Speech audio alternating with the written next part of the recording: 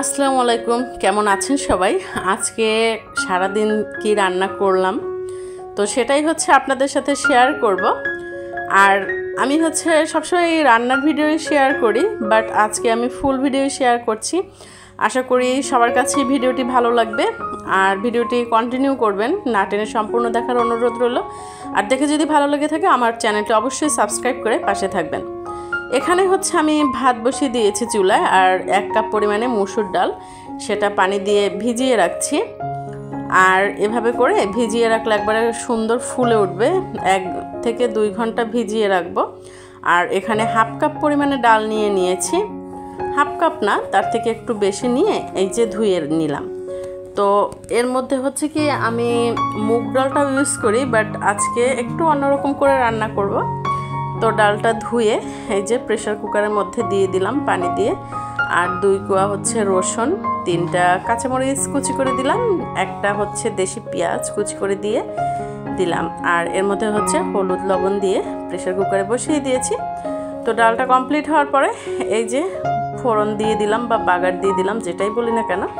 আমার কিন্তু ডাল রান্না কমপ্লিট হয়ে গেছে। আর ডালটা কিন্তু সেই মজা ছিল। আর ওখানে ভাতের মধ্যে কিন্তু আমি আলু সিদ্ধ দিয়ে দিয়েছি 2টা।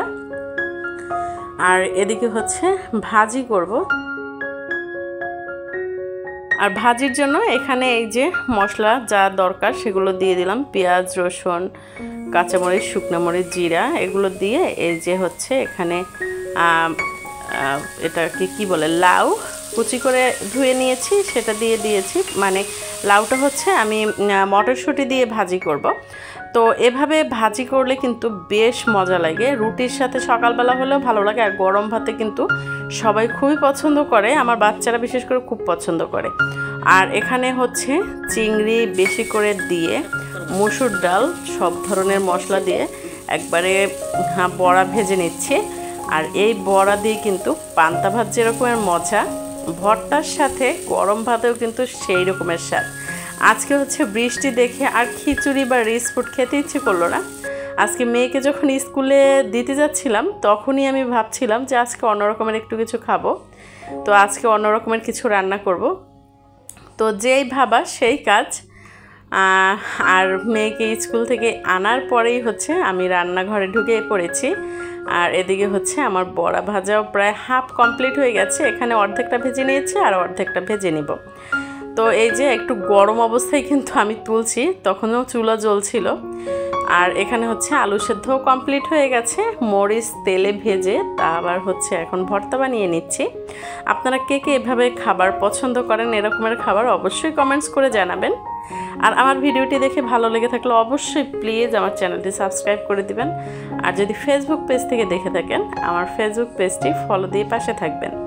এদিকে কিন্তু বড়া ভাজা কমপ্লিট। আমার হাজব্যান্ড, আমার মেয়ে পাশে বসে কিন্তু ভাজছি আর তুলছি, আর তারা পাশে বসে বসে খেয়ে নিয়েছে, যার কারণে পরিমাণটা অনেকটা কমে গেছে।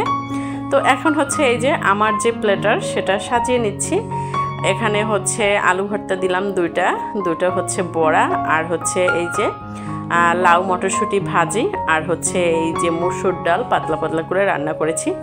তো আমার হাজব্যান্ডের আর তর্স হয়েছিল না, ওর প্লেটারটা আমি সাজাতে পারিনি, সে আগেই খেয়ে নিয়েছে। তো আমার ভিডিওটি ভালো লাগলে লাইক কমেন্টস করবেন। আল্লাহ হাফেজ।